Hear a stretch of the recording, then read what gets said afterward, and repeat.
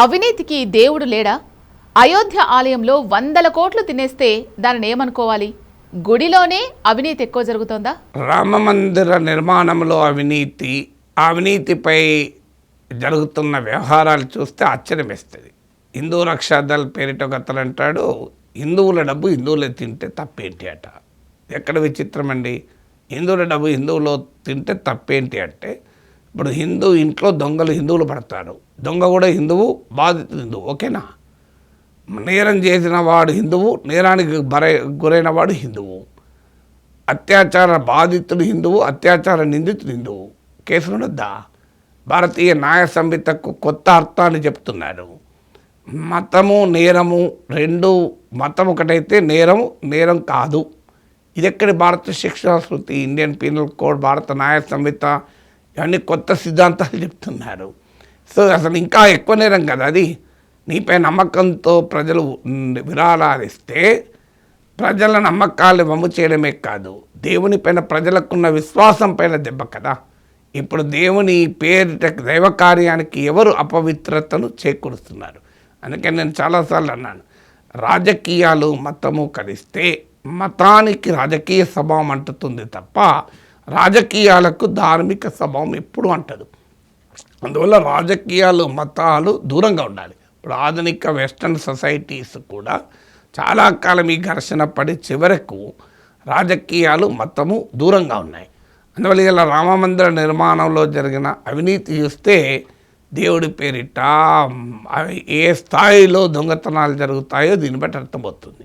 అయితే ఇంకా రోజు రోజుకు అనేక అంశాలు వస్తున్నాయి. ఇది కేవలం విరాళాల దొంగతనమే కాదు, అసలు నిర్మాణంలో దొంగతనమే కాదు, అసలు ఎంటైర్ రామ్ మందిర్ మూమెంట్లో కలెక్ట్ చేసిన నిధులకు ఎక్కడ అకౌంటబిలిటీ ఉంది, అలాగే మీకు ఈవెన్ అయోధ్యలో జరిగిన భూముల వ్యవహారాలు ఏంటి, రియల్ ఎస్టేట్ వ్యవహారాలు ఏంటి, ప్రభుత్వ భూమిని ఒక స్వామీజీ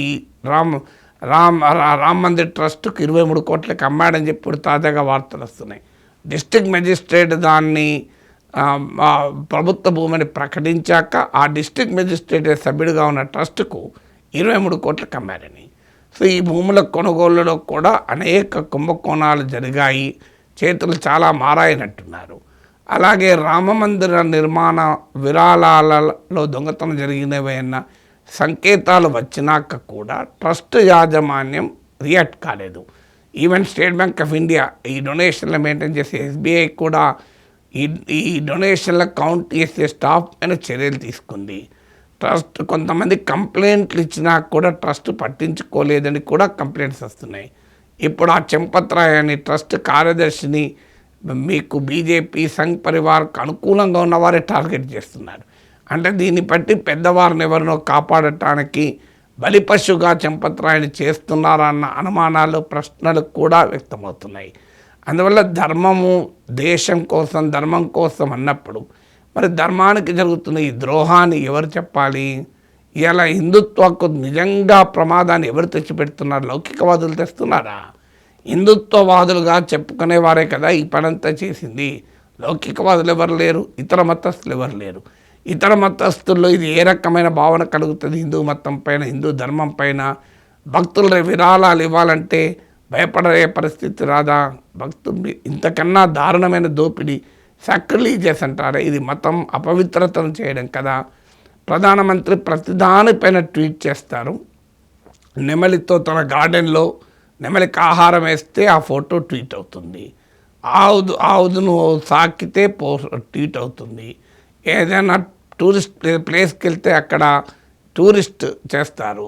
సో ఓల్డెస్ట్ ఎనిమల్ని కలిస్తే ట్వీట్లు వస్తాయి. మరి ఇప్పటి వరకు ఈ రామ మందిర నిర్మాణంలో అవినీతి పైన ఎందుకు ప్రైమ్ మినిస్టర్ మాట్లాడాడు అని అడిగితే సమాధానం లేదు. ప్రభుత్వాన్ని ప్రశ్నించిన వారందరినీ, ప్రభుత్వ విధానాలను ప్రశ్నించిన వారందరినీ యాంటీ హిందూ అని దాడి చేశారు. ఇప్పుడు మరి ఎవరు యాంటీ హిందూ? సో ఈ డొనేషన్లను మింగిన వారు దీనిపైన ప్రశ్నించాలంటే నీవు డొనేషన్ ఇచ్చిన వాడివా అని అడుగుతున్నారు. మరి ఇచ్చిన వాళ్ళకన్నా ఆన్సర్ చెప్పండి, దుర్మార్గాలు ఎందుకు జరిగాయని. సో అందువల్ల ఇట్ రైజెస్ సీరియస్ క్వశ్చన్స్. మీకు ఇప్పటికీ కూడా నిజంగానే విచారణ న్యాయబద్ధంగా జరుగుతుందా? దీన్ని ఎవరు కాపాడతారు? ఎందుకంటే ఈ ట్రస్ట్ నియామకము ప్రధానమంత్రి చేతుల మీదుగా జరిగింది. ప్రతి అంశంలోనూ ప్రైమ్ మినిస్టరే పర్సనల్గా ఇన్వాల్వ్ అయ్యారు. మరి ఇప్పుడు ప్రైమ్ మినిస్టర్ అకౌంటబుల్గా లేకపోతే ఎవరు? అసలు ఎంటైర్ డొనేషన్ల కలెక్షన్ ప్రాసెస్ కానీ, వాటి ట్రాన్స్పోర్టేషన్ ప్రాసెస్ కానీ, కౌంటింగ్ ప్రాసెస్ కానీ ఏదీ లేదు. జనరల్ సెక్రటరీగా ఉన్న వ్యక్తి తన డ్రైవర్ను కౌంటింగ్ స్టాఫ్గా పెట్టాడు. ఆ డ్రైవర్ తన ఫ్రెండ్ను పెట్టుకున్నాడు. సో మరి నియామకాలు ఇంత అన్ప్రొఫెషనల్గా ఎందుకుంటాయి? నీకు ఇంకా మన సొమ్ము కానప్పుడు, పక్కవారి సొమ్ము అయినప్పుడు చాలా జాగ్రత్తగా ఉండాలి. అందులో దేవుని సొమ్ము అయినప్పుడు ఇంకా జాగ్రత్తగా ఉండాలి. ఇప్పుడు డిమాండ్ ఉంటాయి ప్రభుత్వ అజమాయిషీలో ఎందుకు దేవాలయాలు ఉండాలని. ఇప్పుడు మరి ట్రస్ట్ల అజమాయిషీలో దేవాలయాలు ఉంటే ఏం జరిగింది? రేపు ప్రైవేట్ వ్యక్తుల చేతుల్లో ఆలయాలు ఉంటే ఇలా ప్రజల విశ్వాసాలతో వ్యాపారం చేసే వారు, మతం పేరితో వ్యాపారం చేసేవారు కనబడుతున్న సమయంలో ఇది ఇంకా ప్రమాదకరం కాదా అని చెప్పి ఇలా దేవాలయాలు పరిరక్షించాలని కోరుకునే వాళ్ళు అడుగుతున్నాడు.